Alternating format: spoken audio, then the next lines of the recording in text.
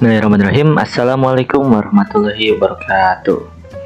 Oke, selamat datang di channel saya, dan pada kesempatan kali ini saya akan menjelaskan seputar langkah-langkah bagaimana sih melakukan konfigurasi user manager tapi tanpa perlu menggunakan MikroTik yang asli gitu, tapi cukup menggunakan virtual MikroTik yang ada di Oracle Virtual Machine VirtualBox Manager.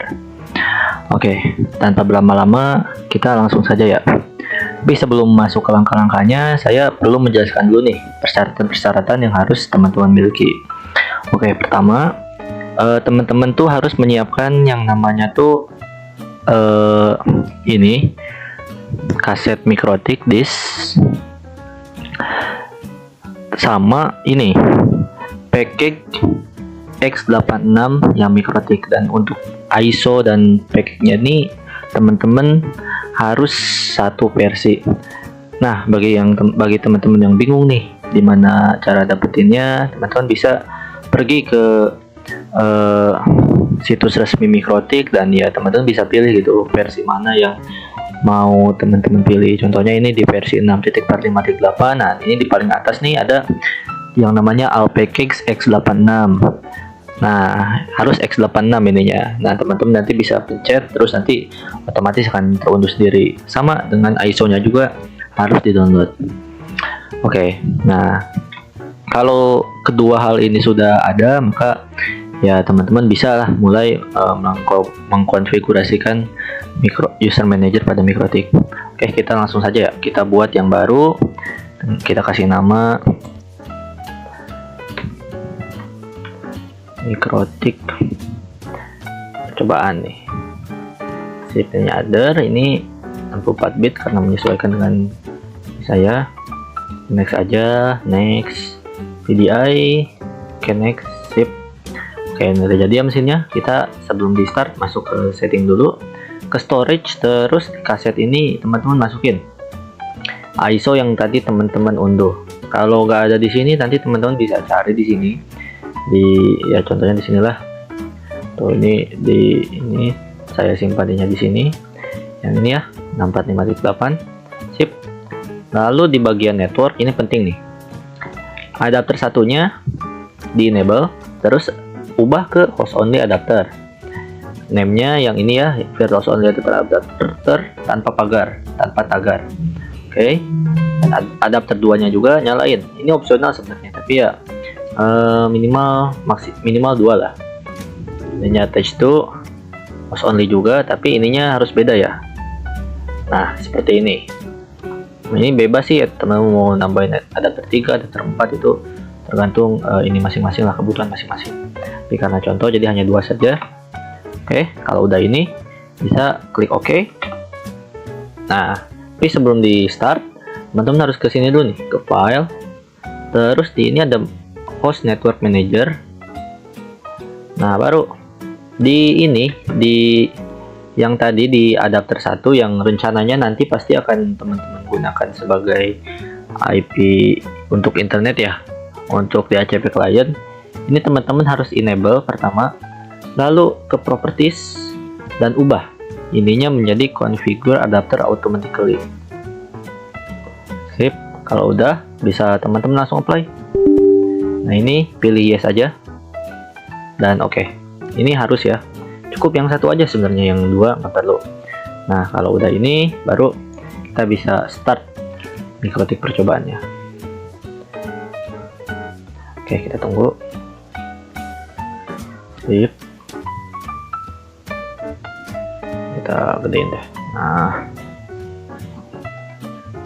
sip. Ini teman-teman bisa pilih ketik A di ininya, terus ketik I di keyboard, dan ini do you want to keep out configuration? No. Habis itu yes. No, yes. Nah, tapi sebelum ini nih, ini harus diperhatikan. Sebelum teman-teman tekan enter untuk melakukan reboot, teman-teman, nah ini nih, jangan dulu di enter, tapi pergi dulu ke device, optical drives, kita lepas dulu CD MikroTik yang tadi, ISO MikroTik yang tadi kita lepas, force unmount. Nah, baru setelah kita lepas, kita enter. Kenapa harus dilepas? Karena kalau nggak dilepas nanti malah berulang-ulang gitu, malah jadi kayak lingkaran yang tidak pernah berakhir tuh. Oke, kita tunggu. Nah, kalau ini kita bisa langsung login aja, login MikroTik yang default admin tanpa password, jadi langsung enter aja. Ini nggak usah lah, no, enter. Oke, kita langsung ke aplikasi Winbox nya, dan ini langsung udah ada ya yang ini 0.0 boardnya x86, itu tandanya komputer punya PC. Sudah kita connect, dan oke, kita langsung masuk ya ke ini. Nah, ini kan biasanya teman-teman bakal ngatur identity dan sebagainya, tapi ya karena di video ini kita fokusnya hanya ke user manager, jadi saya percepat aja ya.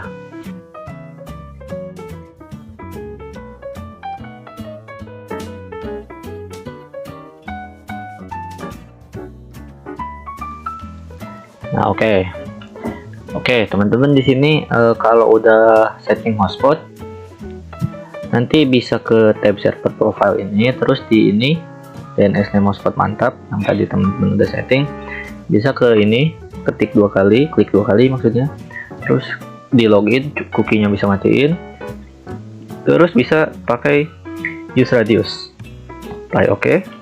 Lalu kita ke tab radius, kita tambahkan di hotspotnya checklist, ini diedit 27.0.1, secretnya ini password bebas, mau ketik apa aja.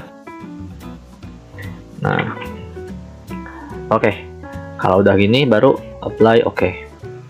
Nah, setelah ini kita ke new terminal, tapi sebelum itu kita pastiin dulu nih, kita ke sistem package udah kedetek belum user manajernya, dan punya saya ini sudah terdetek ya, alhamdulillah. Nah, kalau udah ada user manajernya, ini bisa lanjut. Kita ke ini, oke, teman-teman bisa ketik slash tool user manager, bisa tab database clear, enter. Ini yes aja, di setting oke, user manager database clear. Nah, kalau udah, kita bisa langsung aja kita cek ya ke ini Chrome, kita ketik IP yang tadi dikasih sama klien. Nah, IP yang enter 1 ya dikasih klien. Nah, ini kita salin aja. Di sini salin, Ctrl copy, Ctrl C, kembali lagi. Nah, baru ketik username, enter. Nah, ada ya. Kita coba login, admin passwordnya diamin aja. Oke, bisa ya. Jadi seperti yang bisa dilihat, meskipun tanpa MikroTik yang asli, tapi kita menggunakan virtual MikroTik, tapi kita berhasil masuk ke username. Kita coba nih, ini bikin user contohnya, yang batch kita bikin 20 contohnya. Ini yang 3 aja, yang 3 kita add. Nah, berhasil ya, bikin pas user mau ini. Nah, oke lah.